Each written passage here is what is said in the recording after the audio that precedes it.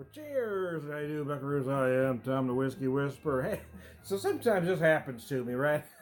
Sometimes I'm technologically challenged. So I did a live video for this. I did a live to Facebook, but I had one that I to upload to my YouTube channel. Somehow I got messed up, or I think I was cleaning my phone up, and I think I accidentally deleted it. But anyway, now we're going to try again.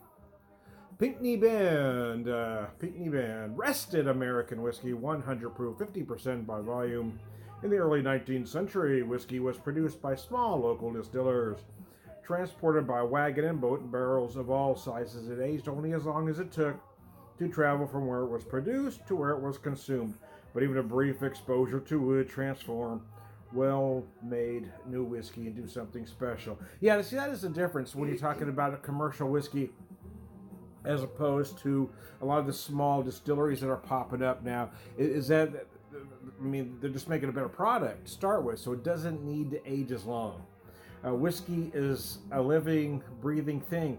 Early distillers quickly learned that young corn whiskey rested for even a short time in burnt white oak barrels has a charm all of its own. Especially Missouri white oak. There's something special about Missouri white oak for whiskey. We celebrate tradition and history of these early pioneers with every bottle. Whiskey rested in new and used cooperage, aged 1 year, Pinckney Bend, distilled, aged, and bottled, Pinckney Bend Distillery, New Haven, Missouri. Oh, I told her Columbia, it's New Haven. Anyway, I'm thinking out loud again. So my wife had found this Pinckney Bend glass. I think she got it at a thrift store a while back. So I had to eventually get the whiskey so I could pair it with the right glass, man. It's very important to me to do that. Oh, geez whiz. So it is a gloomy, rainy Saturday here in the Ozarks as I do this video. This is my first alcoholic beverage of the day. I just wanted to get this whiskey video done and hopefully get it, said and uploaded to my channel before something else happens, man. Anyway, I want to start. I poured some neat and I poured some rocks, and I want to start with the rocks before I get too much ice in here.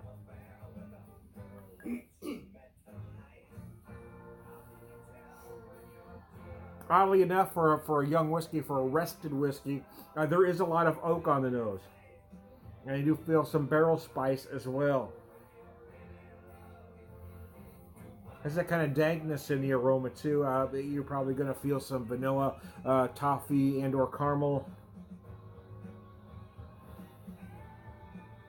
Kind of feeling more toffee, right?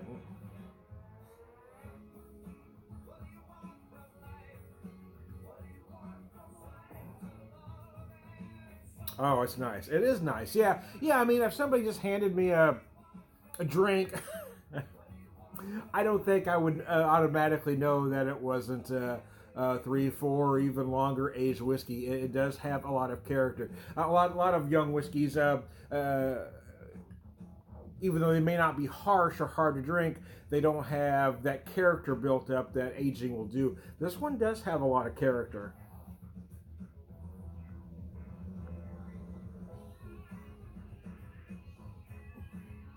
And complexity.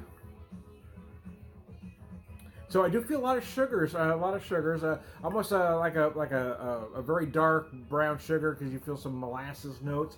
I certainly feel some toffee. I feel like I'm getting some almond or amaretto-like notes in there as well. It's nice. It's a very good whiskey. It is a little pricey for me, so I don't know how often I'll buy it, but I want to try it once because there are other similar whiskeys of a similar design, let's just say, for a lesser price point. So I don't know if I'll shell out this kind of money again or for a while. I will say I probably will again. After some time has passed, I'll probably want to revisit. But there are a lot available for a lesser price point. Not that this isn't worth it. Don't get me wrong. I'm just, I'm a cheap working class guy, man.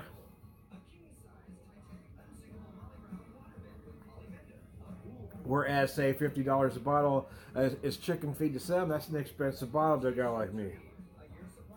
Right now, I'm at that sweet spot, I call it. Right, you get that right amount, that perfect chill on the whiskey that right amount of ice melting into it. It really brings out all those sugars to the surface. And right now I am there.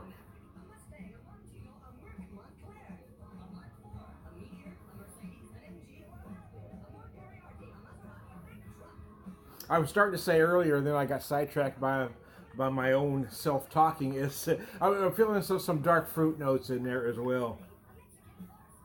A little raisin, a little fig, to be more specific than just dark fruit.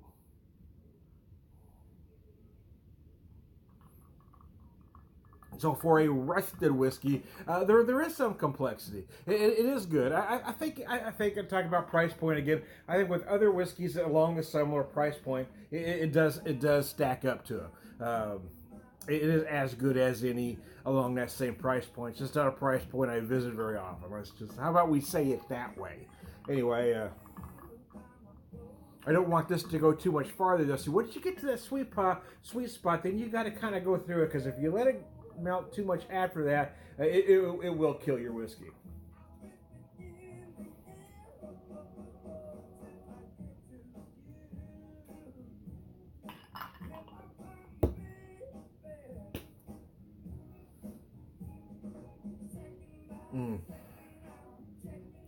So using my Pinckney Band glass, Pinckney Band Distillery, New Haven, Missouri.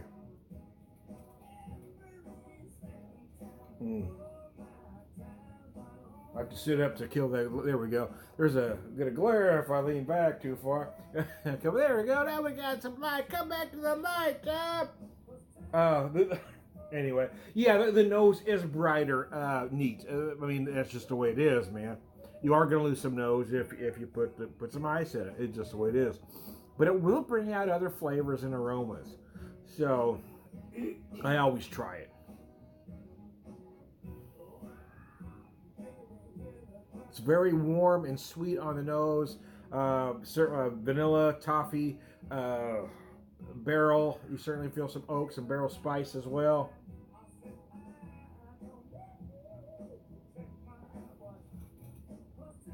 Uh, 100 proof, man. It is beautiful for 100 proof. Yeah, I mean it's not hard to drink whatsoever. But because it is 100 proof, don't be afraid if you want to add it. Not necessarily get it cold like that or do on the rocks. If you want it more of a neat experience, I would take maybe a quarter ounce, maybe, or about a capful possibly of bottled water, and that will help bring out some aromas as well. But yeah, I wouldn't be afraid to put a little water in this whiskey. But there's nothing wrong with drinking it neat either. It's perfect, man. And now I can let my OCD rest now that I've paired the glass with the proper whiskey, because that was really bugging me, man. Shit like that eats me up, man. Oh. But yeah, like I was saying earlier, it's kind of a gloomy Saturday here. It's getting colder. We hit our warm at about 7 o'clock this morning as I was listening to the news, and it was declining from there.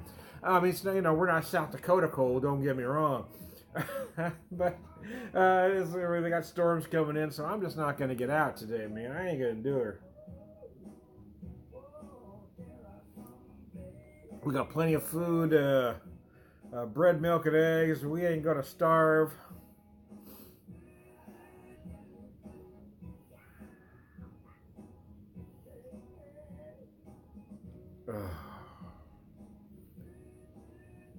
Guess I had some chicken fried. Not chicken fried. I had some cube steak in a freezer that I pulled out that I will have for dinner tomorrow. Because that's kind of a Sunday dinner for me. Like fried chicken or chicken fried steak. That kind of, homey dinner that I grew up eating. Meat, potato, vegetable. That's how we ate as a kid. But Dad was from South Dakota, so we had that sensibility. Oh. So yeah, a lot of the same aromas and the same flavors, but they are brighter. Again, I mentioned the dark fruit when I was drinking it neat. You can, they're just really, what's the word I'm looking for?